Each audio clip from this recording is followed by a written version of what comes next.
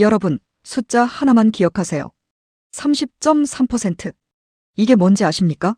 작년 한국 가게가 번 돈 중 먹는 데 쓴 비율입니다. 31년 만에 최고치예요. 1994년, 그러니까 IMF 외환위기 3년 전 수준으로 돌아간 겁니다. 그런데 이게 끝이 아닙니다. 지금 환율은 17년 만에 1,500원을 돌파했고 국제유가는 배럴당 110달러를 넘었습니다. 고유가, 고환율, 고물가. 이 3중고가 동시에 터지면 어떤 일이 벌어지는지 지금부터 추적합니다. 엥겔 계수가 뭔지 잠깐 설명드릴게요. 독일 통계학자 에른스트 엥겔이 1857년에 발견한 법칙입니다. 단순해요. 가난할수록 먹는데 돈을 많이 쓴다. 한국은 1968년에 45.8%였어요. 번 돈의 절반을 밥 먹는 데 썼다는 뜻입니다. 경제가 성장하면서 2002년에 26.7%까지 떨어졌죠. 선진국 진입의 증거였습니다. 그런데 지금 이 숫자가 거꾸로 올라가고 있어요. 한국경제신문이 국가데이터처 자료를 분석한 결과 2019년부터 지난해까지 6년간 가계 소비 지출은 24.5% 늘었는데 식비 지출은 35.4% 증가했습니다. 식비가 다른 지출보다 1.5배 빠르게 늘어난 거예요. 여기에 더 무서운 숫자가 있어요. 20대 취업자 수가 역대 최저인 326만 명, 비정규직 비율이 38.2%.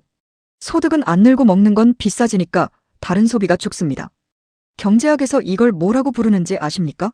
구조적 퇴행입니다. 선진국이 개발도상국 지표로 돌아가는 거예요. 자, 이제 엥겔 계수 30%에 지금 벌어지는 두 가지를 겹쳐보겠습니다. 호르무즈 해협이 봉쇄됐습니다. 전 세계 원유의 27%, LNG의 22%가 이 해협을 통과해요. 한국은 원유의 70%를 여기서 가져옵니다. 산업연구원 분석에 따르면 봉쇄가 3개월 이상 지속되면 한국 제조업 평균 생산비가 최대 11.8% 상승합니다. 화학제품은 14.8%, 비금속은 12%. 생산비가 오르면 어떻게 될까요? 기업은 두 가지 중 하나를 택합니다. 가격을 올리거나 사람을 자르거나. 물가가 오르든 실업이 늘든 결국 서민이 맞습니다. 여기에 환율 1,500원이 겹칩니다. 파월 미 연준 의장이 기준금리 인상 가능성을 배제하지 않는다고 했어요. 달러가 더 강해지면 원화는 더 약해집니다. 수입 물가는 더 오르고요. 모건 스탠리는 한국을 유가 급등 시 최대 취약국으로 지목했습니다. 중국이나 일본보다 더 취약하다는 겁니다. 이제 핵심입니다. 이 3중고 속에서 돈이 어디로 이동하는지 추적해봅시다. 여러분의 지갑에서 나간 돈은 세 갈래로 흘러갑니다. 먼저 식품 대기업입니다. 원재료 가격이 올랐다는 이유로 소비자가를 올립니다. 그런데 원재료가 내려가도 소비자가는 안 내려요. 이걸 경제학에서는 가격 하방경직성이라고 합니다. 쉽게 말하면 올릴 때는 미사일인데 내릴 때는 깃털이에요. 실제로 최근 국제유가가 5% 내렸을 때 국내 기름값은 0.28%만 내렸습니다. 누가 차액을 가져갔을까요?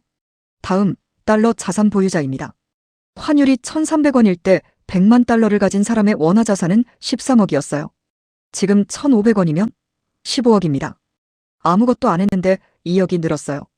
반대로 서민은 수입 물가 상승으로 커피값, 식재료, 생필품 가격이 올라갑니다. 같은 사건인데 누군가는 자산이 늘고 누군가는 생활비가 늘어납니다.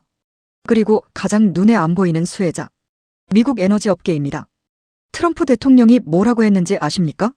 호르무즈 해협은 그걸 쓰는 나라가 지켜라. 한국의 군함 파견을 요청하면서 동시에 미국산 LNG와 석탄 구매를 압박합니다. 한국은 작년에 이미 미국산 에너지 1천억 달러 구매를 약속했어요. 중동 에너지가 막히면 미국산으로 갈 수밖에 없습니다. 더 비싼 가격에. 위기가 미국 에너지 업계에겐 대박 세일 찬스인 겁니다. 그런데 제가 오늘 가장 하고 싶은 이야기는 이겁니다. 일본을 보세요. 일본의 엥겔 계수가 작년에 28.6%를 기록했어요. 1981년 수준으로 돌아갔습니다. 실질임금이 30년 넘게 안 올랐고 국가 전체가 다 같이 가난해지고 있다는 말이 나옵니다. 한국경제신문 사설 제목이 뭐였는지 아십니까? 엥겔 계수 역주행, 삶의 질 오히려 하락한 한국 사회. 일본을 따라가고 있다는 거예요. 일본은 버블 붕괴 후 잃어버린 30년을 겪었습니다. 한국은 지금 고령화 속도가 일본보다 빠르고 가계부채 비율은 더 높고 식량자금률은 더 낮습니다. 엥겔 계수 30%는 단순한 숫자가 아닙니다. 선진국 국민이 조용히 아무도 모르게 후진국 생활 패턴으로 돌아가고 있다는 경고등이에요. 그리고 이 상황에서 가장 큰 이득을 보는 건 구조를 바꿀 힘이 있으면서도 바꾸지 않는 사람들입니다. 왜냐하면 현재 구조가 그들에게 유리하니까요. 오늘 분석을 정리하면 이렇습니다. 엔겔 개수 30%, 환율 1,500원, 유가 110달러. 이 세 가지는 각각이 아니라 하나의 구조입니다. 서민의 돈이 식품 대기업으로, 정유사로, 미국 에너지 업계로, 달러 자산가에게로 흘러가는 구조. 물론 이 상황이 영원히 지속되지는 않을 겁니다. 호르무즈 봉쇄가 풀리면 유가는 내릴 수 있고 환율도 안정될 수 있어요. 하지만 엔겔 개수의 역주행, 이건 전쟁이 끝나도 쉽게 안 내려옵니다. 구조적 문제이기 때문이에요. 올빼미의 눈이었습니다. 감사합니다.